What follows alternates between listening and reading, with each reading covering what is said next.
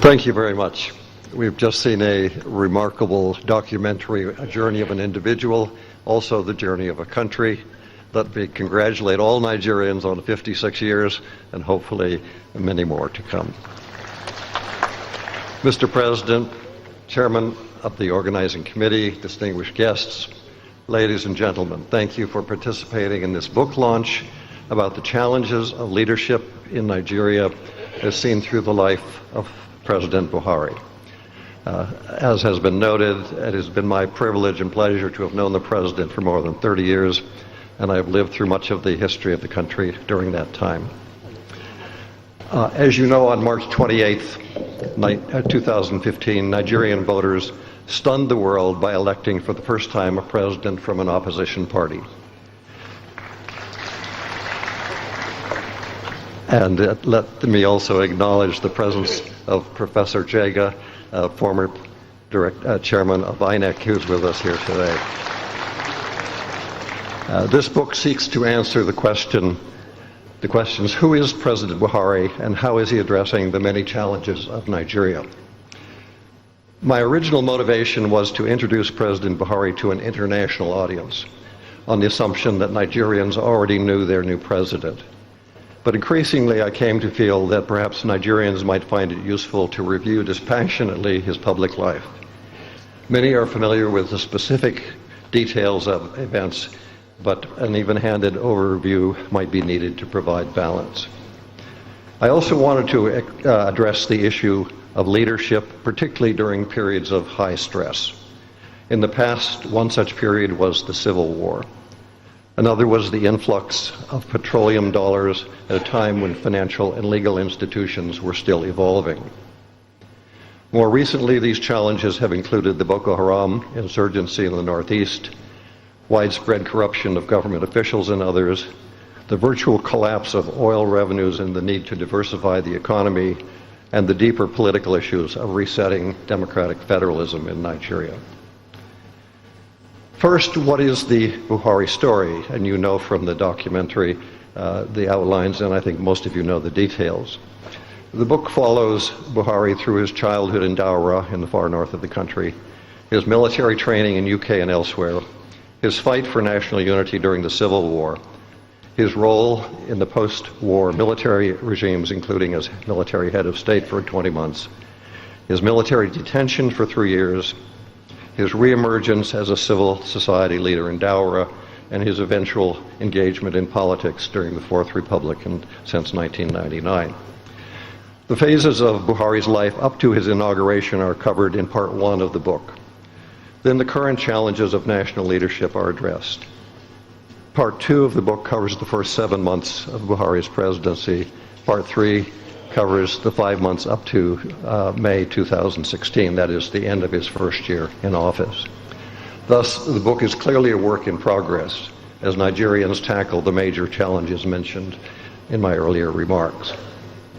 Let me note that over the years I have witnessed the emergence of President Buhari as a charismatic figure to millions of young people who have looked to him for reform.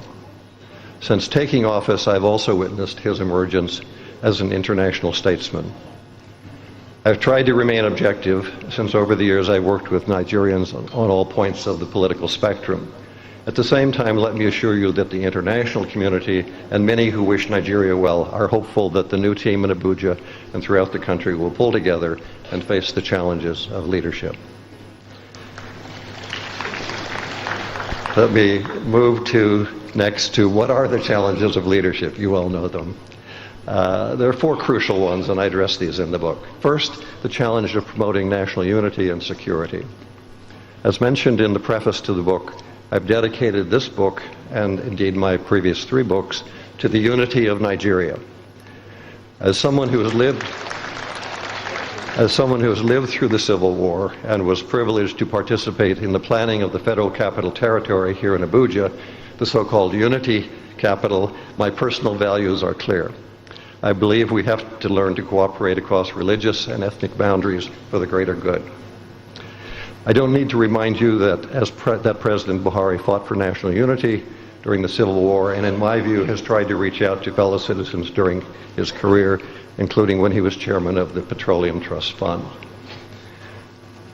From the civil war to the threats of Boko Haram, Nigerians have witnessed the efforts of President Buhari and others to hold the country together and to thwart both insurrections and criminal violence. In general, those officers who came of age in the early years of independence have been willing to lay down their lives for this cause, and I recognize those who are with us in the front row here today. Second challenge is stemming corruption. This is related to Buhari's passionate concern to stem the cancer of corruption and insist that government is meant to assist all people and not just the few. This is especially cruel when the few have backdoor access to oil wealth. The third challenge is promoting economic welfare. It is often said that oil can be a blessing or a curse. What is obvious is that oil can be a blessing to those with power, while those without power can be left behind. President Buhari has dedicated his life to trying to ensure that opportunities for development are extended to those at the grassroots level. The fourth challenge is strengthening democratic federalism. One of the reasons Nigeria has gained new international stature has been the peaceful transfer of power in Nigeria from the previous administration to the current one. This reflects political maturity on the part of both former President Jonathan and the current president and their many followers. The idea of respecting the Constitution is the essence of democratic rule. Indeed, the further challenge will be to strengthen institution building at all three federal levels. Unless the local level can be brought into the financial and political mainstream, stability will be elusive. The presidency in an oil-dependent state tends to have enormous executive powers, but the independence of the judiciary is crucial. By most accounts, President Buhari has been determined to let the courts have their say, and thus to strengthen rule of law. I turn now very quickly to the engaging of the international community. We live in an age of globalization. If nations are to be successful, leaders must be mindful of international reputations and the need for cooperation to meet the challenges mentioned above. It is no coincidence that in his first 12 months in office, President Buhari has traveled to 26 countries of the world. These included the near neighbors of West and Central Africa, many of whom are here today represented, the European and US powers, those in the Middle East, and as far away as India and China. This does not even include the AU meetings in South Africa and Ethiopia, the UN meetings in New York, the G7 meetings in Germany, or the Global Anti-Corruption Summit in London. In short, President Buhari has given Nigeria new opportunities for international cooperation. In conclusion, I would like to thank President Buhari for his cooperation over the past year as this book project moved forward. I should add that he has been gracious and generous with his time. At no time has he tried to interfere with the substance or structure of the book. Readers of the book will notice that I have not burdened them with footnotes, except for direct quotations. I've tried to keep the narrative clear where context is required. I've drawn on my own experience, having lived through many of the events of the past 50 years, not just 30 years.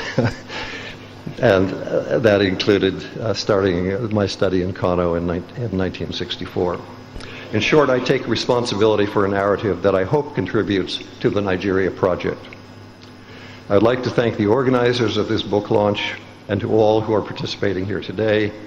The challenges of leadership in Nigeria are larger than any individual, but the commitment and passion of individual leaders to do the right thing without consideration of personal gain clearly makes a difference. Finally, let me just say that the proceeds of this book launch will all go to charities of some sort, and including humanitarian help for the internally displaced people up in the Northeast. Thank you for your attention, and I hope you enjoy the book.